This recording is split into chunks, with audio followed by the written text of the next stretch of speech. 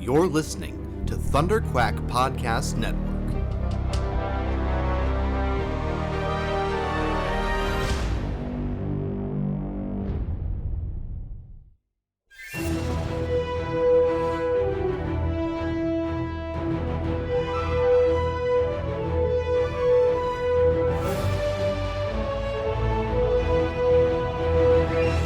All right, we're back for Friday night on the Thunderquack Podcast Quarantine Zone.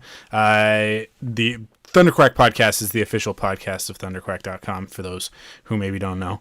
And you can get the Thunderquack Podcast every Tuesday. You can get it early every Tuesday on patreon.com/thunderquack, or you can wait and get it late every Friday on podcast services across the galaxy. But tonight we're doing another live stream, and I've got a special guest that I'm very excited about from the Wampa's Lair. We've got Karl Laclair. Hey, Karl, how's it going? Hey, buddy, how you doing?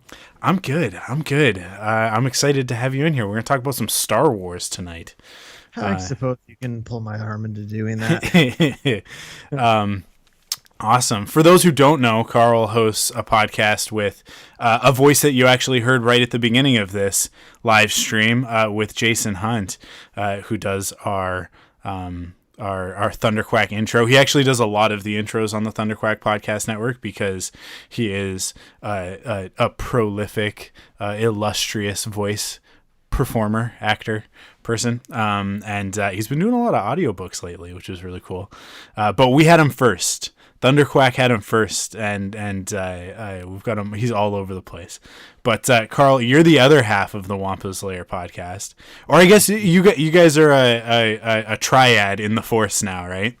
No longer a triad. And we're okay, you're back to a dyad. You were a triad for a minute, and now you're back to a dyad. It's all good. Yeah. But you've been talking about Star Wars on the internet for as long as I've known you, basically. Which at this point is a long time. It's when did we meet? 2012, I guess, right? Yeah. Star Wars Celebration 6. Yep. Yeah. Celebration 6 in Orlando. Yeah. Just some time. That was a great time. And I remember when you walked up at first, I was like, "Who is this guy?" He's just like talking to us like he's friends with all of us. And then I learned like, oh, he does a podcast with Jason. Then I was like, oh, he seems like a pretty cool guy. And then we had our that night in the hotel suite, which sounds lascivious, but there was more than just Karl and I there, which I guess that only makes it sound worse. But we Crystal and I ended up with a crazy awesome hotel suite because there were ants in our hotel room. The first night, so they ended up moving us into this really, really awesome suite, and we were right across from the convention center, so everybody ended up back at our place, and we just had a fun night of sitting around, just kind of shooting the breeze with the whole crew, and it was, I think it was that evening that I was like, this Karl guy's a pretty good guy. I think I like this guy a lot. And then the next celebration, we got a house. We all got a house together. So yeah, that was iconic. Yeah. So celebrating Force Awakens. Yeah, that was great. So that was the last time that we saw each other in person was at the beginning of the sequel trilogy, and here we are now chatting, and the sequel trilogy has come to a close, and there's a lot of mixed feelings out there about the sequel trilogy. I know the answer to this because I just listened to your podcast the other day, but let's pretend like I don't, and I'll ask. Where do you fall? How do you feel about the sequels? Yeah, my honest assessment is I enjoyed them all, for sure. I mean, Last Jedi initially I really had a hard time getting my head around it. I've really come to love that movie, though. I think it's the most brilliant of the sequel trilogy. The way it kind of pushes new ground. But Rise of Skywalker was by far my favorite. I had the most fun with that one. But I'll say this: at the end of the day, they're good, fun Star Wars movies, but insofar as completing the Skywalker saga, I put it as an asterisk. Like, it doesn't do anything. It doesn't move anything forward. It's the same. So in that regard, I think it's kind of, that's where it falls short in my book.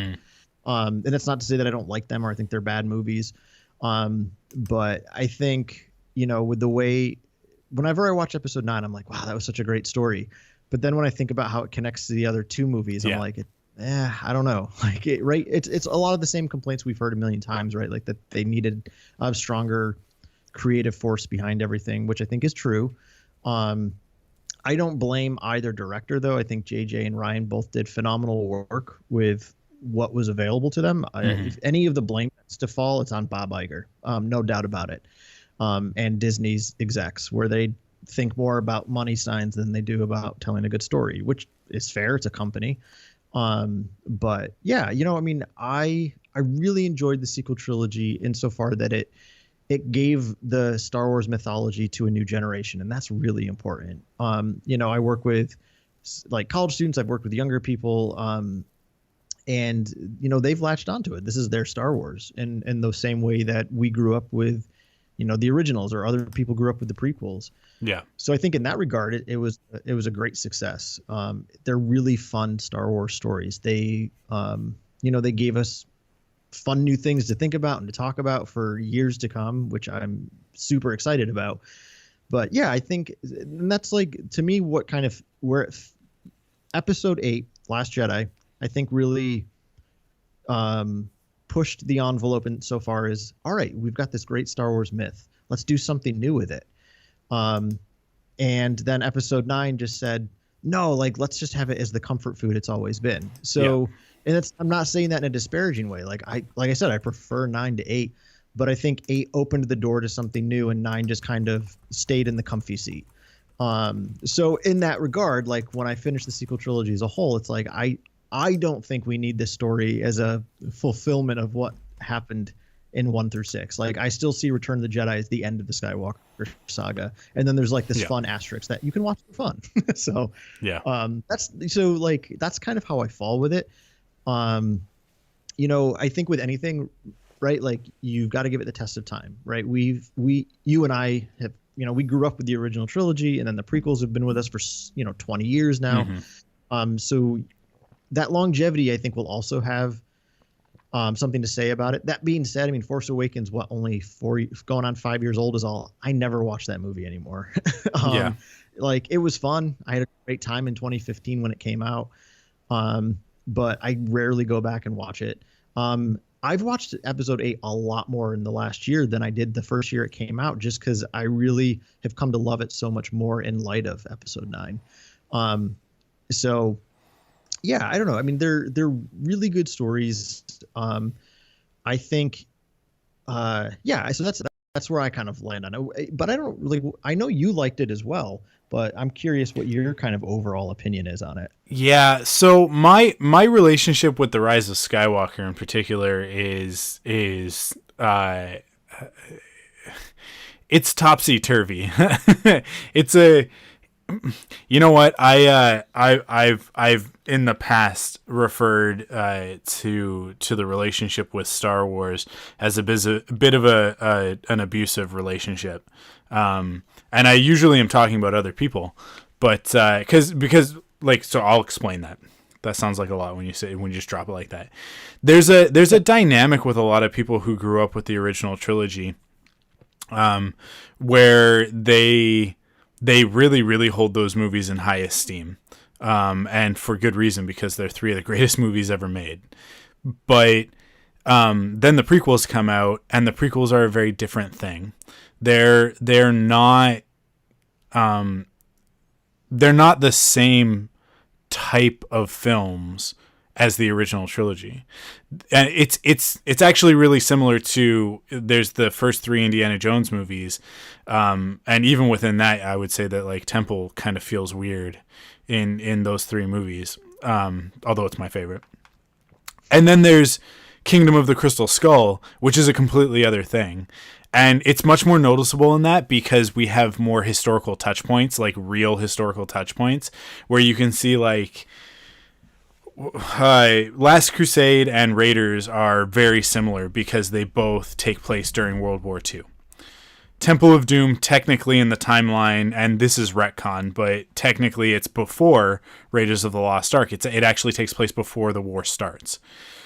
And which is why there's kind of no focus on a thematic villain. It's very much the story of what is happening there, and there are broader themes, but they don't kind of tie into a historical context, or they especially don't bring in the Judeo-Christian mythology. Which saying mythology is going to make some people bristle, but we're talking about the Holy Grail and the Ark, which are in the way that they're treated in Raiders of the Lost Ark, they're treated as mythical objects. And then we get to but those are very serialized, like pulp adventures from the 1930s and 40s, right? And then we jump ahead to Crystal Skull, and Crystal Skull is not that. Crystal Skull is a B movie from the 1950s and 60s, right? It's them, which is the one about the giant ants. That's why there's a whole sequence with fire ants in it. There's also, they're red fire ants. They're actually thematically linked into communist Russia, right? Like, Kingdom of the Crystal Skull is a boring movie. I will not defend it on that. It drags like crazy throughout that film. It's really difficult to sit through and watch. But in terms of the way that the screenplay is written and the thematic ideas that are in it, I love it. It's exactly like the prequels, to bring it all the way back to Star Wars. The original trilogy are Buck Rogers, Flash Gordon, Edgar Rice Burroughs, serialized science fiction fantasy storytelling, right?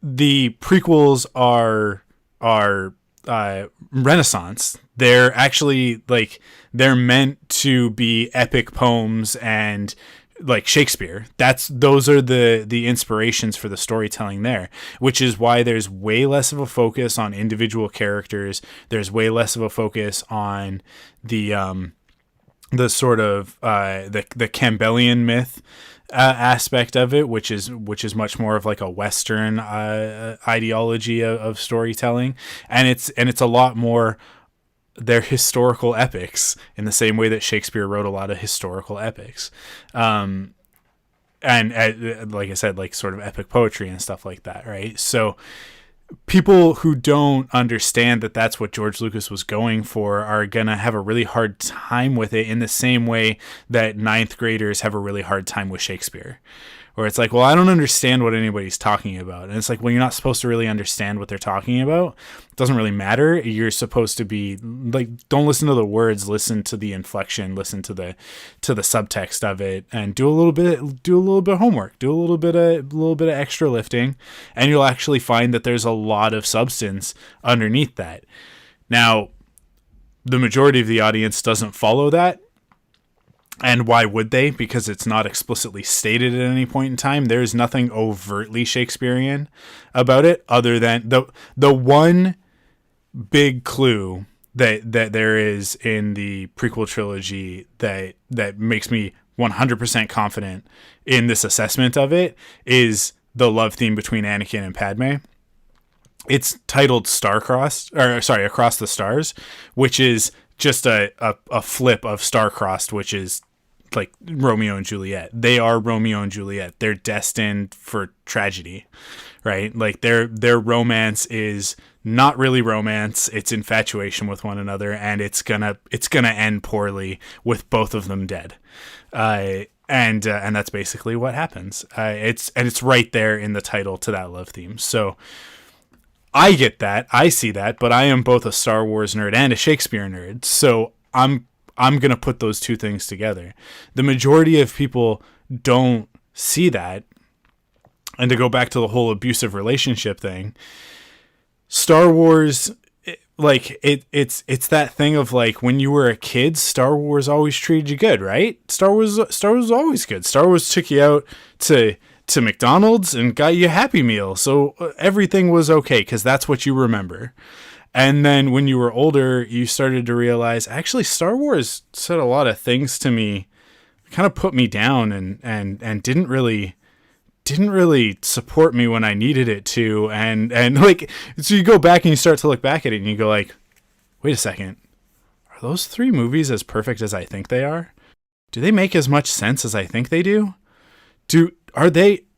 Have I just been kind of glossing over some of this stuff? So it's one of those things that when you're in an abusive relationship, it's really hard to see it until like you have that kind of eureka moment of like, oh wait, this person, and when I say abusive, I don't mean like physical, like somebody hitting somebody. I just mean like if you have a friend that always treats you like crap and they're just like, you're a punching bag to them. And then you realize eventually like, oh, this person's not actually my friend. Like they are literally just using me. I'm here to fulfill a purpose in their life and they don't really care about me. There's an aspect of that that's very similar to, I think, a lot of people's relationship with Star Wars. I think it's one of the things that we're seeing online right now with a lot of people's reactions is that you've got kids who grew up with the prequels and then later came to enjoy the original trilogy as well. And now those kids are adults now, right? In the same way that we became adults during the prequels. And they're looking at these sequels and going like, this isn't what I thought Star Wars was. I thought Star Wars was this thing that I remember from when I was a kid. And they watch the prequels and the original trilogy, and it's all nostalgia, the whole thing, including Clone Wars now, right? Like, that's all nostalgia. And then when you experience it in real time, you don't have nostalgia for The Force Awakens or The Last Jedi or The Rise of Skywalker. The Force Awakens has some manufactured nostalgia in it, right? Like just by its nature of having like the Millennium Falcon coming back and all of the classic characters and stuff like that. The Last Jedi, I think one of the reasons why it ruffled so many feathers is because of how different it was, and because in fact it didn't have the same nostalgia. For me, I personally, The Last Jedi is my favorite saga film. So I'm kind of past that. I love Rian Johnson as a filmmaker. Like all of his movies that I've seen, the only one I haven't seen is Brick. But everything else, like I love his stuff. I think that he is a genius. Knives Out is one of the best movies of last year. Like that movie is so genius and so fun and so meticulously crafted, as what like Looper was as well. And to me, like he's only gotten better with every movie that he makes. He kind of ups himself and invites new challenges and stuff like that. And I think that like there's a lot of things in the Last Jedi that a lot of people I think go like, well, that was dumb. That doesn't make sense. That seems like a mistake. He didn't think that through. And having studied some of his other movies, I'm like, there's nothing in those movies that he didn't think through. Everything is there for a reason. It's absolutely the same as I'll say for the prequels. If the audience in general doesn't get all of that stuff, then as a filmmaker, you've kind of whiffed the ball a little bit. But that doesn't mean that they, like, I don't think that makes him a filmmaker. I also don't think that George Lucas is a bad filmmaker. I think that they are focused on different things. I think that George Lucas is focused on technology. I think he's focused on scope and magnitude, and the small stuff, it kind of slips through the cracks with him. I think that Rian Johnson was so focused on breaking Star Wars out of the Campbellian monomyth, because of the fact, like, and everything that Rian Johnson did, I think he did as a response to what JJ had put in The Force Awakens. And I think that's the most important thing to keep in mind, is that, like, when you watch the director and the Jedi and you listen to him talk about it, it's not about like you had this clip in that episode that you did recently where he says, like, I had to justify why Luke Skywalker would turn his back on the galaxy, right? He's dealt a hand and then he has to play it, but it's not his hand. It was somebody else's hand, but he still has to play it, and he has to play it the best way that he knows how. And that's what he did. And he was handed the main character, this protagonist of Rey, and not given the full scope of what was going on with that character, which is a huge mistake. Like that is the central piece that is missing that connects all three movies. JJ did one thing and apparently had an idea. If you listen to what he says in The Rise of Skywalker, the Skywalker Legacy documentary, I think he's full of it. I don't think that he really, in The Force Awakens, knew where he wanted it to go by the third movie. I think that he was creating a mystery box, which he always does. That's just his deal. But I think that like the core of that was, okay, here's Rey, and he goes, okay, well this is our protagonist. She's not Luke Skywalker, because we've already seen Luke Skywalker, and in fact we've seen Luke Skywalker twice, because we saw Luke Skywalker in the original trilogy, and we got hints during the original trilogy of like, hey, you're following in your father's footsteps, don't make the mistakes that he did. And then 20 odd years later, George Lucas goes, okay, here's the mistakes that he made, and tells the story of Luke Skywalker again from a different point of view.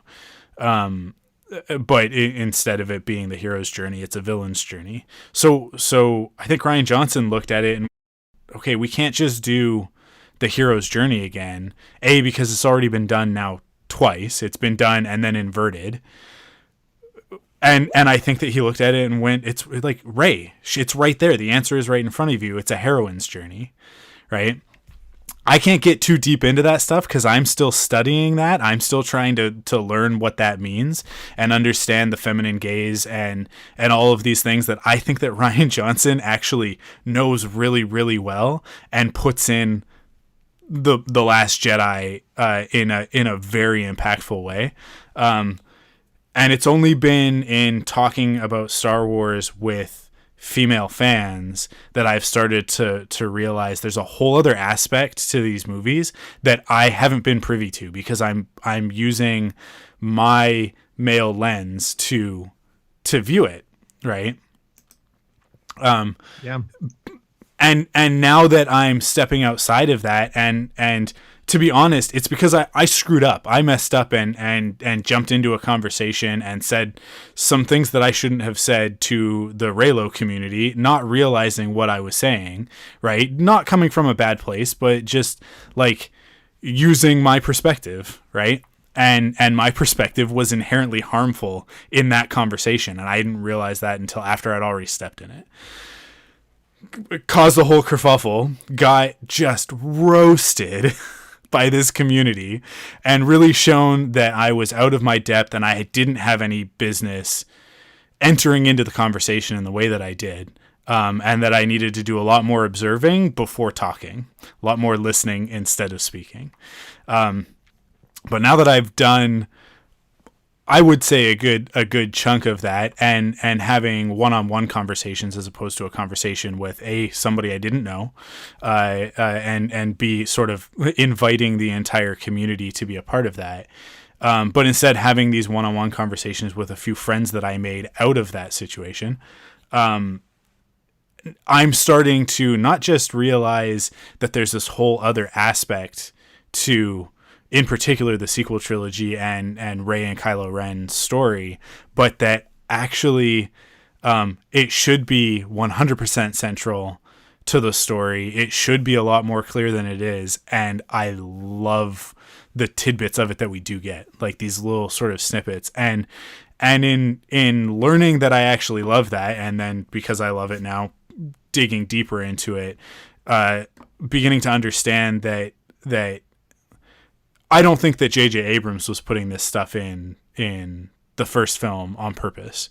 I think that there's some happenstance. I think there's some serendipity there. I think that Adam Driver made a few decisions that pushed it in this direction. And I think that Rian Johnson picked up on that stuff.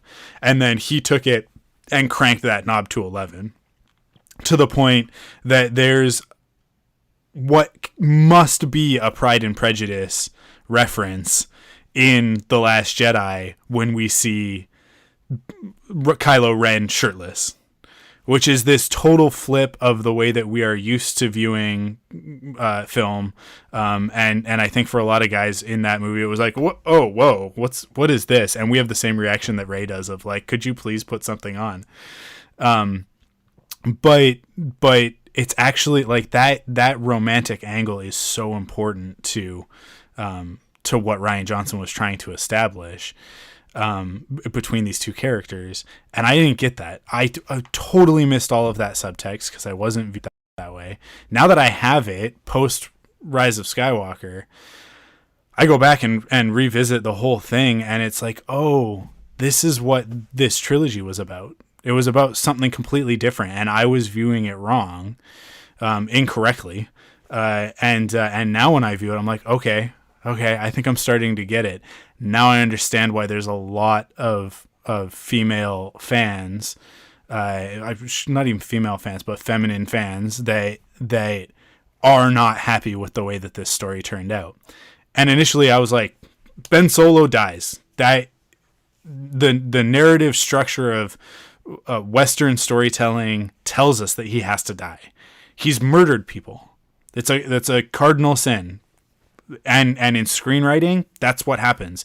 If you murder somebody, there's no coming back from it. You don't just get to like redeem yourself by doing a nice thing. And like in order to make up for that cardinal sin, you have to commit the ultimate sacrifice, right? Like that's how the monomyth is supposed to work. It's what happens with Vader. Why would we want what happened with Vader to happen again? And also, it's not that type of story. And both Rey and Ben Solo at the end of that story kind of deserve to have an opportunity to be with another person who understands them. So instead of getting that, Ben Solo dies and Rey's alone. She's just alone at the end of the movie. And although she's found her family and all of that stuff, and those themes are there, finding your family is very different from finding a person who truly understands what you've been through and who you are inside, right? Like that's a partner, not a found family, right? These are different things. And I love the themes of found family in Star Wars, particularly in the sequel trilogy. The moment at the end where they all hug is a great moment. It's so well executed and the performances are off the charts. But then we get the coda at the end of the movie that is just like Rey off by herself with BB-8, and Ben Solo's ghost doesn't even show up to that party. Anakin Skywalker is not there. It's like it's such a sour taste in my mouth, and it's every time I watch the movie, I watch through that whole movie and I'm like, this is fun, this is exciting. I don't know what my problem is. I'm being so silly about all of this. And then we get to the end and actually the turning point is when Kylo Ren says, you have his power, right? And it's like just takes everything away from Rey. And that's not the character doing that. That was the screenwriters doing it, of saying like, oh no, everybody, she's not a nobody. She's a Palpatine. I know you guys needed an explanation for why a woman can have power. It's because of Emperor Palpatine. Oh, thank God, it connects to the other 6 movies. And then they kind of wipe their hands, and the rest of the movie is just Palpatine monologuing, and none of the other characters really get to do much of anything, except like Ben has a good moment of showing up to the rescue. Like there are cool things in there, but it falls so short of I think what it needs to be in order to finish their story. Instead of it finishing Rey and Finn and Poe and Kylo's story, it finishes Palpatine's story, which was finished. Nobody was asking for an end to Palpatine's story. And yet the last half of that movie, that's all it is. That's all it's about. It's everything revolves around Palpatine. And Poe Dameron just circles the battlefield for half an hour. He doesn't do anything in that fight. And that just tragic to me. Like, that's just the worst thing you can do with that character, is that he goes through everything he goes through in these 3 movies, and he comes out the other end and he's like, you're the general now. And he's in the fight, and partway through the fight, he goes, guys, this is really hard. I give up. And then Lando shows up to be like, don't give up. And it's like, no, it should have been Poe's moment. It should have been Poe's moment. Captain America doesn't stop at the end of Endgame and go like, Thanos, you beat me. And then everybody shows up. He's being beaten, and he stands up and without saying it says, I can do this all day. And then everybody shows up and says, it's okay, we got your back. And that's what the moment should be. And it's so annoying that we got what it should be in a different movie to compare it to, but I did a whole Twitter rant about that. I just talked for a really long time. Karl, react to what I just said. Well, I mean, I love a lot of what you said. I disagree with some of what you said. I really push back against people that say Rey ends up alone at the end. That's not what it's about. So I get really annoyed by that take, because it's also given fire to a lot of hatred towards J.J. Abrams. So that's something I think is important to keep in mind, that there are a lot of fans out there that are acting just as belligerent as the Last Jedi haters. Oh, so for sure. I think it's important we don't sweep that under the rug. Yeah. Because, I mean, you see these tweets where it's like, if I had 2 bullets in a gun with Hitler and whatever there, I'd put 2 in JJ. It's like, are you fucking kidding me? Like, you're a horrible human. Like, it's a story. You didn't get over it. So, you're missing the point of Tatooine if you think it's about Rey being there alone. Now, is it a perfect ending? That's up for debate. Sure. I'm totally on board with you, Mike, about Ben Solo's ghost not being there. That's just stupid. There's no excuse for Ben not being there. But she's not going there to live there. I'd also push back that Rey and Kylo being romantic is a necessity. I don't think it's a necessity. I think the Force dyad is something that I'm fascinated by. I really wish they'd done more with that, either in the movie itself or, again, it'd been something that was set up in 7. But it's not.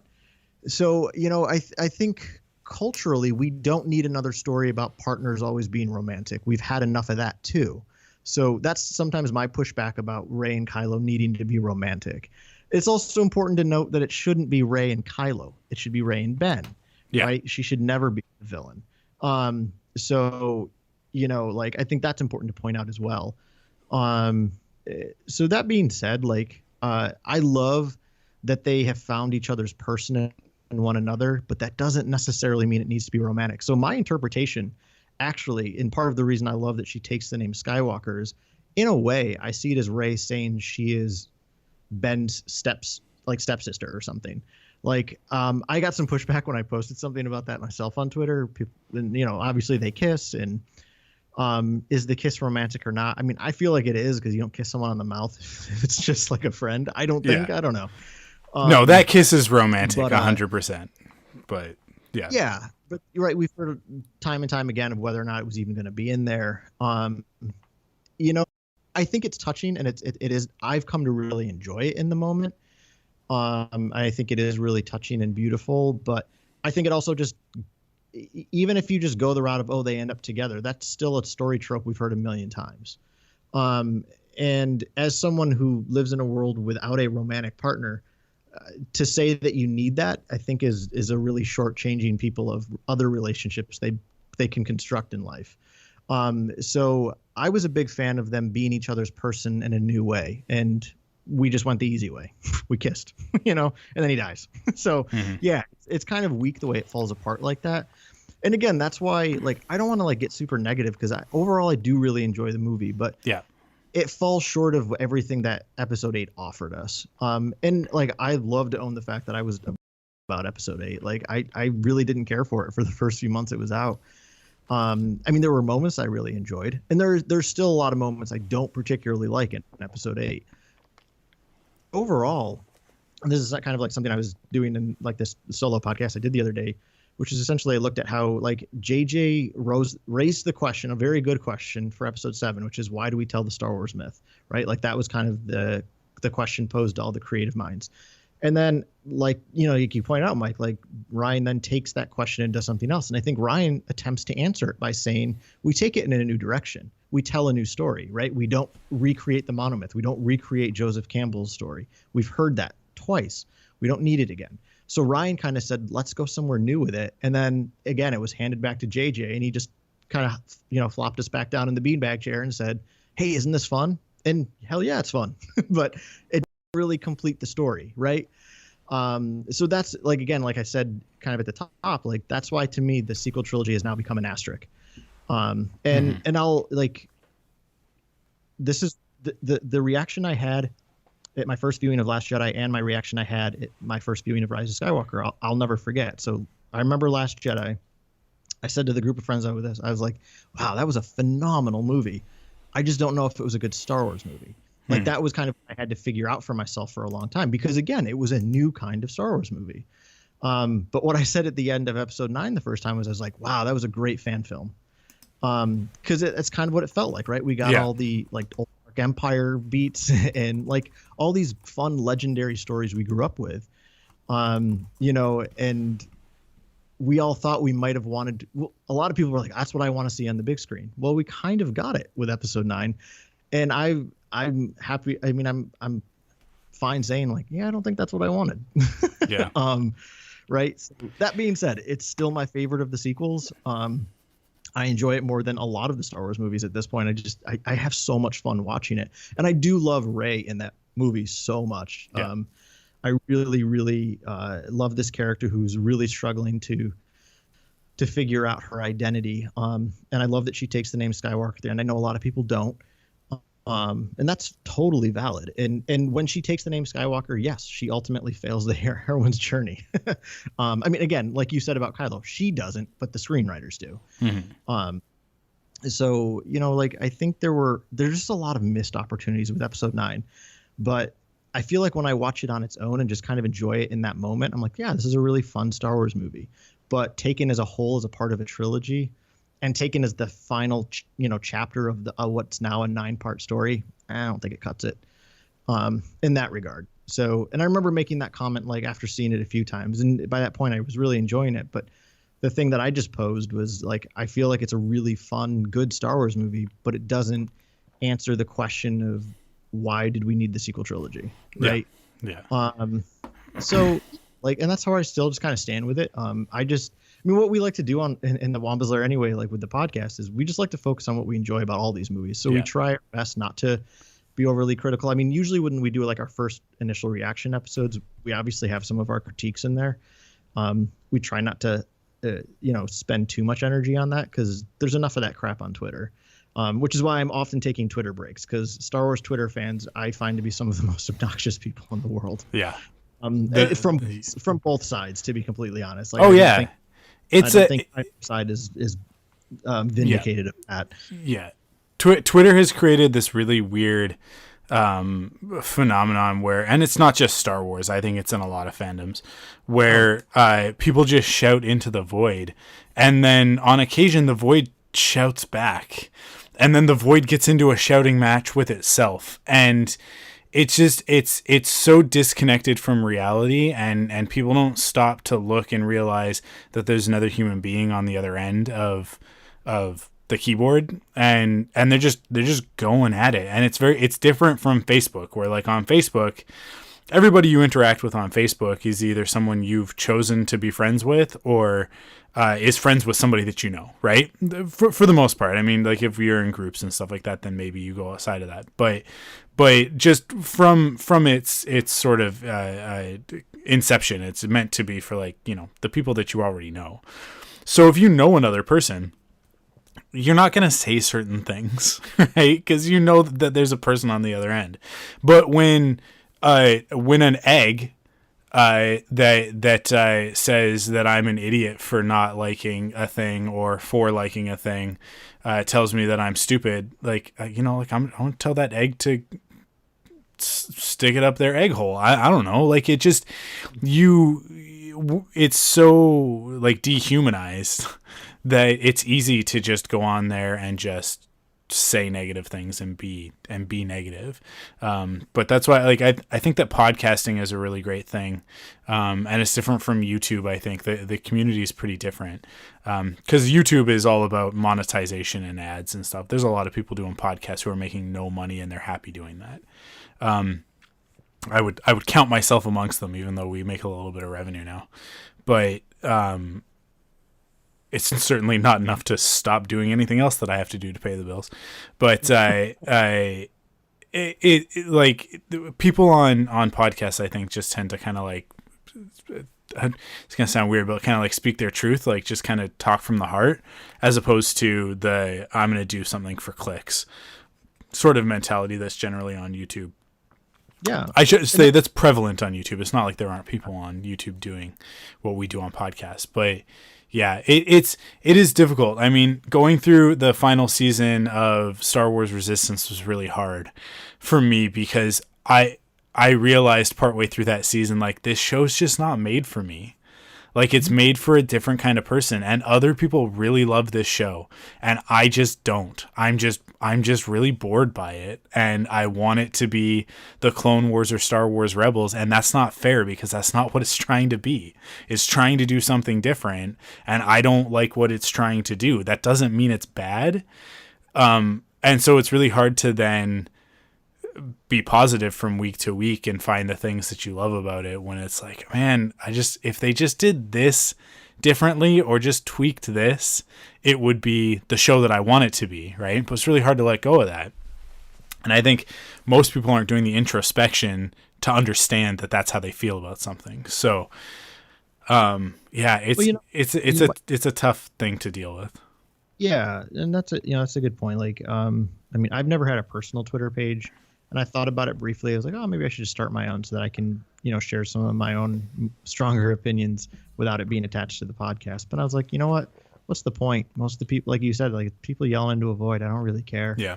And most of the people doing the yelling are to be blunt, kind of the ignorant ones that don't want to have that dialogue. They don't want to have their minds changed, right? And I think you're kind of the same. Like you kind of gave the example of getting that conversation with those, some folks from the Raylo community, right? We're not afraid to admit when we're wrong. We're not afraid to, like I own that all the time about like the first few episodes we did about Last Jedi.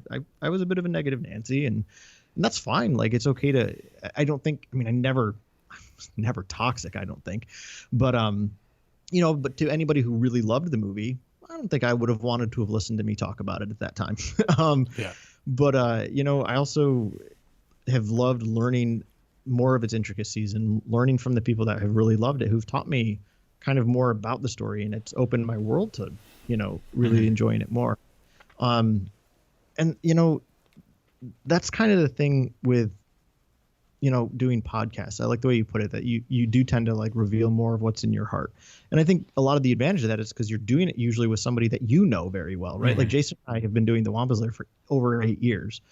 We've gotten to know each other very, very well. And it's easier to express exactly what you're feeling because sometimes you forget that you're doing it for an audience even, right? Like I mean, Jason and I started the show literally because we just wanted to stay in touch and talk Star Wars. And, we're fortunate enough that other people would even want to listen to that. And I think that's true of a lot of podcasts. And I think when you get people of like minds, sometimes they reveal some ugly things that are in their hearts because there are some podcasters out there that say some pretty messed up things. And it reveals the kind of people they really are. And,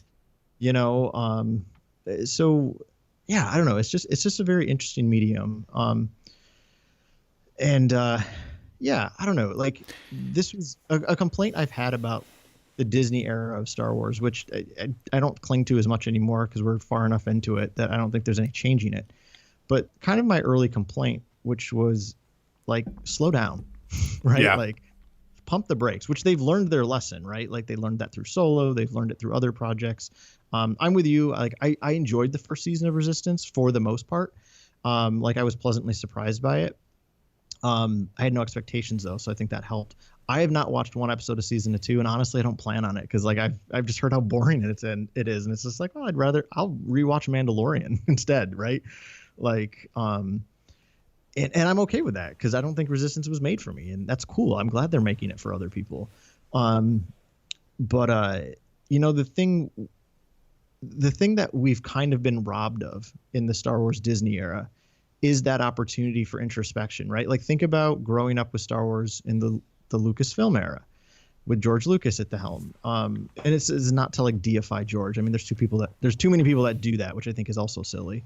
But right, we got a new project every couple of years, and in between those years, you just kind of dived into that, right? And even if it wasn't your favorite, it's kind of all you had. Mm-hmm. So, right, it's like you kind of learn to love it or you just move on. Whereas now it's like, well, I hated that. Well, that's okay because I've got this. And it's like, okay, right? So it doesn't even really warrant you to take the time to be a little more introspective because you know something else is right around the corner that you might get to like more. And I'm not saying that that's bad. I just feel like that's in my own experience. So, and I obviously don't speak for every Star Wars fan at all. We're all so unique in intricate in the way we love Star Wars, but I view it as something very special, and I want the time to really digest it. And as much as I'm going to be the first in line at every single premiere if I can be, right? Whether it's every 3 years or every other month, like I'll be there. But kind of like going to your example earlier of the abusive relationship, right? Like I may not want to be there every month, but I'm gonna be. You know what I mean? Yeah. So, like it's just a funny change of time, right? Like I think Disney in a lot of ways it's a mega corporation. I have a lot of problems with mega corporations because there's no real heart or soul in them. Did Walt Disney start it that way? Probably not. I don't know. George Lucas became a corporate director, but it never lost its heart and soul from things I've heard. So I don't know, it's kind of this different era. And I think episode 9 is kind of a sad casualty of that. Mm-hmm. Insofar as, the biggest flaw of that movie was, I think a lot of people would agree, is that it needed more time to be thought through and written better. Yeah. And they didn't give it that time because they had it needs to be done here. This is when it needs to be done. Get it done. Yeah. Right. So how does a creative artist work under that type of pressure? And it's just like, that's a problem. Yeah. There are so many issues in the Rise of Skywalker screenplay. And what ends up in the movie and it's stuff like it's stupid stuff that bothers me for the most part. It's the dagger, right? Like, yes. Why did Ochi make a dagger specifically that like lines up with it's such a dumb gimmick. Yep. But it's the sort of thing that like when you're in the heat of it and you're trying to problem solve these different pieces of the story and you're already in production and you've got a deadline and you have to get this movie done. You don't have time to stop and go, does that make sense? Does that absolutely, like, what are they going to say? And you don't, because JJ's already on to the next thing, right? He's like, you see him in the documentary, pick it up and he's like, yeah, no, this one could work. And like, they put it up and then they come up with the idea to like have a thing pop out of it and point at it. And it's like, okay, we'll figure out the rest of that later. And then he's like, you could tell he like moved on to another warehouse and was on to the next problem that he had to solve as the director.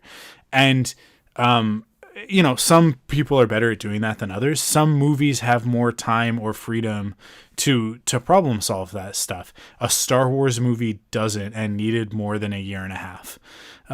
Because that's what he got. Like he came in late again, just like on The Force Awakens, and had to pull this out of the fire. And now that we've seen that Duel of the Fates screenplay, we kind of know the state that the movie was in going into that decision from Kathleen Kennedy of like, nope, Colin Trevorrow, you're out. You this isn't working. Let's bring JJ back in. It's unfair to judge it in the same way that you judge the other, like the original 3 films, or even especially 1, 2, and 3. Like 1, 2, and 3, like George Lucas just did what he wanted. He had as much time and as much money and resources as he wanted. Like he made the movies he wanted to 100%. Everything he cared about getting on the screen is on the screen. right? Like, he did it. He did his thing. Is that necessarily what everybody wanted from a Star Wars movie? I would argue it's not, but he certainly made the movies that he wanted to make, and then everybody gave him crap for it, and he went, I don't want to make movies anymore. And I don't blame him, because if you did exactly what you wanted to do, and used all of your resources to do it, and then everybody was like, these are poopy, you would be like, cool, well, you guys are poopy, I'm going to sell it. And now we're left with Disney doing it. But people have such a funny, nostalgic, rose-tinted perspective on George Lucas making Star Wars. So when they're like, oh, Clone Wars, it's such a great example. Well, you guys hated George when he said halfway through Clone Wars, yeah, all those books about the Mandalorians, I don't care what's written in any of them. This is what I think Mandalore is. And Karen Travis like lost it online for I think good reason. And they just erased a bunch of books that were canon, and characters that were beloved, and everybody hated George when that happened. But now that we've got either Ryan or JJ to hate, George Lucas is the savior, right? If only George could come back to it. And it's like, really, do you really want? How old? He's got to be in his 70s now, right? Yeah, like. You really want that guy coming back and making a Star Wars movie now? Because I think that he would agree his best years are behind him in terms of filmmaking. He's got other stuff that he wants to do with the time that he's got left. So, and I can't wait for that museum to open up in Los Angeles so that I can see what his passion project has been for the last few years since he sold Star Wars. But for my money, Solo is the best movie since Disney took over, and by all accounts it shouldn't be because of all of the problem that it had in production, but that movie loves Star Wars, and it loves Star Wars fans for loving Star Wars, and I know that because there's a Masters of the Terraskazi reference in the movie, and like that's about as deep as a deep cut gets, and the rest of that movie is just so perfectly made. I love that movie. To me, that's what Star Wars should be going forward. And it's unfortunate that it probably won't be because of how that movie was received. But like, let's get away from the ridiculous having to one up yourself to the point that Palpatine's just shooting lightning into outer space. Cause that's just a bridge too far for me. It just takes me out of the movie. Let's focus on character and let's have a fun adventure, and let's worry less about whether or not the whole galaxy is at stake, and worry about what's at stake for the characters that we love. Right. And that's what Solo does so well. I mean, yeah, I can't get on board enough with you there. I mean, Solo is my second favorite Star Wars movie. So I loved that movie. I think it's flawless. Yeah.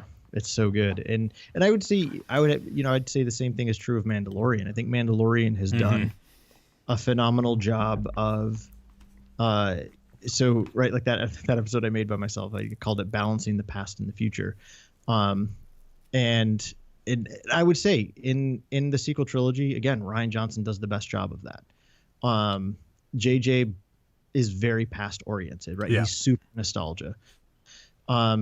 And there's dude, I mean, I think any Star Wars fan would be a liar if they would say, oh, there's no nostalgia involved in my Star Wars fandom. Hell yeah, there is. And that's good and great. But if that's all it is, I feel like that's not enough. Right. So like, I mean, I know you heard this, but I really stand firmly behind like my thesis about the sequel trilogy writers, which is, JJ was focused on what Star Wars meant to him, and those are the stories he told, right? So that's an angle looking back. He's thinking about all the fun memories he had as a kid, and he wants to tell those stories again.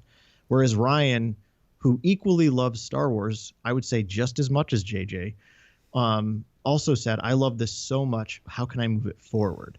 Right. So, and I think those are both fair angles to take. And I think it comes down to which did you prefer?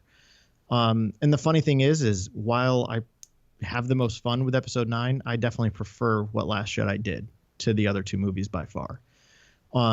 And what I would say about, so bringing that back to Mandalorian, I feel like what Jon Favreau and Dave Filoni have done is craft this wonderful story that is something totally new, but is constantly giving homages and nods of respect to what's come before, but never at the expense of the story. Right? Like, you're like, holy shit, did you see that in the background? And it's like, yeah, like somebody who's been a fan of Star Wars for, 25, 35, 40 years, they're going to notice these fun little things that, these guys who have that nostalgia as well kind of slip in there. But it's never like, that's never the main driving force of the story. I feel like, so in Mandalorian, I would say probably the weakest chapter, in my opinion, is chapter 5, going back to Tatooine. Like, I don't think we needed that. Like, I'm not saying I don't like the episode. I thought it was is that chapter 5? Yeah, that's chapter 5. Yeah, chapter 5. I thought that was the weakest of the series. That and 6, actually. I thought 5 and 6 were both kind of the weaker ones. My only problem with chapter 6, to be fair, is I can't stand Bill Burr. He does not belong in Star Wars. And same is true of the fat guy with the gray beard. Also an actor that does not belong in Star Wars. They pulled me out of that every time they were on screen. That's other fair. than that, I get where you're coming from with that. I like both of them in it, but I get where you're coming from. I can't stand Bill Burr at all. So just shut up. He's so stupid. So like, his public persona just makes me want to vomit. So seeing him in Star Wars is just annoying. But that being said, chapter 6 is it felt like a great Clone Wars episode. Yeah, it does. It really does. And it's funny because Matt Lanter's in it. So yeah. But chapter 5 again is I would say the one that leans most heavily on nostalgia, and I think that's why it's the weakest, because it did the least amount of pushing the story forward. I have a podcast episode that I need you to listen to from What the Force podcast, where they might turn you around on it, because I think that episode actually plays a really, really important role in Din Djarin's journey, and I won't spoil it or anything like that, but I do I think that like there might be a perspective that you're not that didn't click for you, that once you see it you might go, oh, actually that's a pretty good way to go about it. But I get what you're saying about, like, it wasn't necessary to go back to Tatooine and sort of dig around in the past in that way. But I do like that aspect, because I like to go back to Mos Eisley and see that winning the war didn't necessarily do what we thought it would do, right? They like, there's some parts of the civilized galaxy that I think end up in a better state, but for Tatooine it's actually worse. It's actually like the gangsters don't even care anymore. It's just nobody's around. It's just a ghost town. Like Mos Eisley has just lost what magic it had back in the days of the Empire. So I think that's an interesting perspective, because it kind of puts what the client says into an interesting light when you see that. But yeah. But anyway, I'm going to make this kind of my last point, because it's getting late. Yeah. Getting late on the East Coast here. But I think moving forward though, good Star Wars projects will have to really navigate that kind of balancing act, right? Of balancing the nostalgia with also doing something new. And I think that's why I think Mandalorian works so well. I think even Solo works very well in that regard. Right? Like, of course I want a Star Wars story to tap a little bit of my nostalgia. Of course I do. Personally, of course I do. But I also want something new. I want something that, pushes the story forward a bit and makes me think a little bit differently. So yeah, it's a tall order. I don't envy any Star Wars creative writer, to be honest, because the world's also super unforgiving. But I think it can be done. A good buddy of mine made a comment shortly after Rise of Skywalker came out, and he was just like, you know what? Imagine what the sequel trilogy would have been like if they just handed it to Favreau and Filoni to write. I was like, oh, what a great point. Although I don't know that they'd be the two to write those stories, but because because it's pretty clear Favreau just had a fun idea that he wanted to do, and then Filoni getting attached to it was kind of the perfect medicine. So, not that I am not one of those people that worships Dave Filoni. I think he's an incredibly flawed Star Wars creative, to be honest. I will never be able to forgive World Between Worlds. So that's like the one thing that I always get super bent out of shape about. Yeah, you don't like that? You don't like Ahsoka escaping death, or just the... I don't. Yeah. I don't like pure fantasy in Star Wars. Gotcha. I also don't like Ahsoka escaping death. Yeah. I love Ahsoka, but I really think it would have been important for Vader to kill her. But that's my opinion. It's fine. I love that she's still around, though. That being said, like, I can't wait to see the stories and the adventures we're going to get with her moving forward, because she's one of my favorite Star Wars characters. But yeah, World Between Worlds just I just want to kind of stop respecting Rebels. So it's not. That's fair. It's so funny. My comments about Rebels are always the same. It's given me some of my favorites. I mean, Kanan is by far one of my favorite Star Wars characters. He's phenomenal, and Hera's right up there as well. And yet it just got it. I don't know. Just as an overall series, it really didn't work for me. So, but that's me, and I love that others have really sunk their teeth into it. But anyway, I've talked enough. I need to go to bed. Yeah.